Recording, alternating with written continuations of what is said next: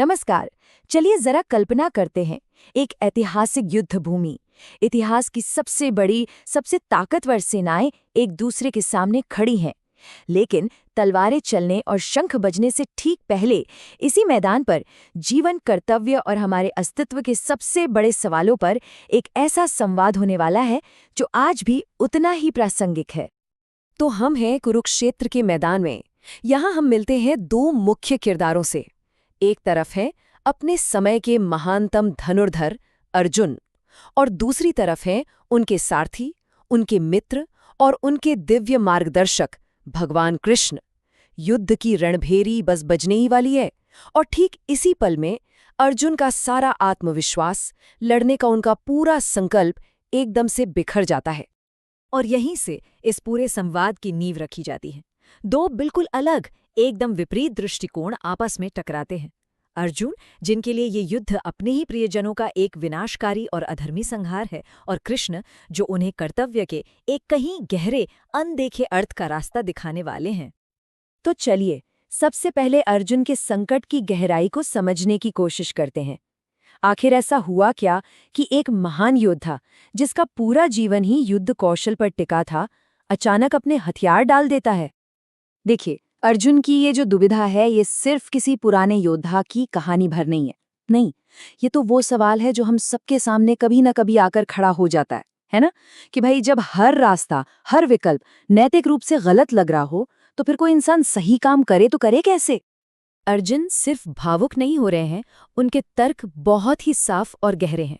वो अपने प्रियजनों, जैसे कि भीष्म पितामह और गुरु द्रोणाचार्य, के खिलाफ हथियार उठाने के ख्याल से ही कांप उठते हैं। उन्हें अपनी ही कुल के नाश और समाज की व्यवस्था के बिखर जाने की चिंता सता रही है। उनके लिए ऐसी जीत का कोई मतलब नहीं जो अपनों के ही खून से सनी हो। अर्जुन की इस गहरी निराशा और कुछ न करने की हालत के जवाब में कृष्ण एक, कह सकते हैं, एक क्रांतिकारी नजरिया सामने रखते हैं। ये कर्म और कर्तव्य के बारे में सोचने का एक बिल्कुल नया तरीका है, एक ऐसा रास्ता जो अर्जुन को उनके भ्रम और दुख के जाल से बाहर निकाल सकता है। इस रास्ते का नाम है कर्मयोग। इसका मूल विचार बहुत सरल है, लेकिन बहुत शक्तिशाली है। वो ये कि अपना काम करो, अपना कर्तव्य पूरी कुशलता से निभाओ, लेकिन उसके नतीजे से खुद को पूरी तरह अलग कर लो। क्योंकि फल की इच्छा ही तो सारे दुखों की जड़ है, इसलिए उसे ही त्याग दो। ये श्लोक कर्म योग के पूरे सार को बस कुछ शब्दों में बता देता है। कृष्ण समझाते हैं कि असली समस्या काम करने में नहीं है, बल्कि उसके फल से, उसके नतीजे से जो हमारा गहरा लगाव है, उसमें है। जब हम परिणाम की चिंता करना छोड़ देते हैं, तो हम डर, चिंता और दुख के बंधन से अपने आप ही आजाद हो जाते हैं। तो सवाल है, इसका अभ्यास कैसे किया जाए? कृष्ण इसे 3 आसान चरणों में समझाते हैं।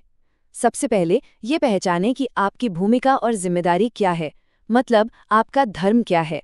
फिर उस काम को अपनी पूरी क्षमता और लगन से करें। और आखिर में जो सबसे जरूरी है, वो ये कि परिणाम को ईश्वर पर छोड़ दें, चाहे वो सफलता हो या असफलता, बस अपना कर्म करें।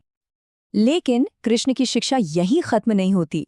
अब वो कर्म कैसे करना है, इससे आगे बढ़कर ये समझाते हैं कि कर्म क्यों करना चाहिए। वह अर्जुन को उस गहरे सच से मिलवाते हैं जो उनके सारे दुख का असली कारण है। कृष्ण कहते हैं कि अर्जुन का जो ये शोक है, ये अज्ञानता और भ्रम से पैदा हुआ है। वो उन चीज़ों के लिए दुखी हो रहे हैं जो असल में नाशवान हैं, जो टेम्पररी हैं।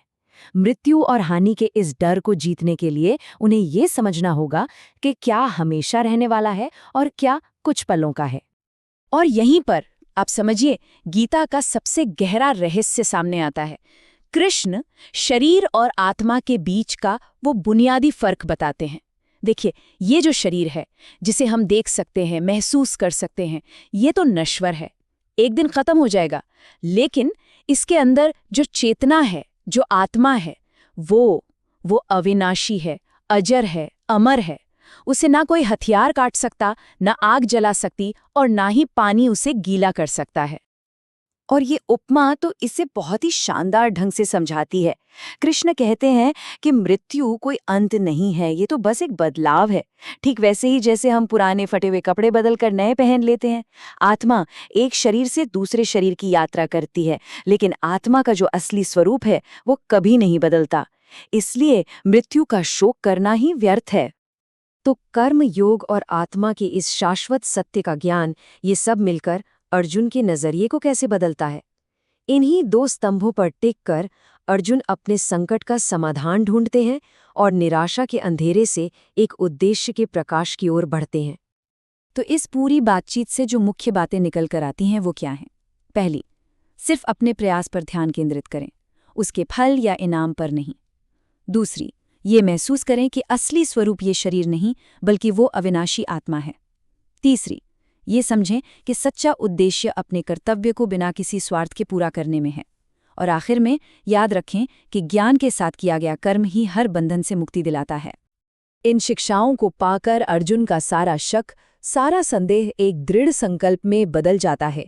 वो समझ जाते हैं कि उनका कर्तव्य युद्ध करना है, लेकिन अब वो नफरत या इनाम के लिए नहीं लड़ेंगे, बल्कि धर्म की स्थापना के लिए और बिना किसी लगाव के कर्म करने की गहरी समझ के साथ लड़ेंगे।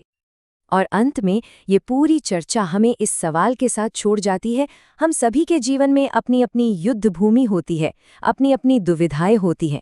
गीता हमें ये सोचने के लिए प्रेरित करती है कि हमारी भूमिका क्या है, हमारा असली कर्तव्य क्या है, और हम कैसे उस भ्रम को मिटाकर एक स्पष्टता और उद्देश्य के साथ अपने कर्म कर सकते हैं।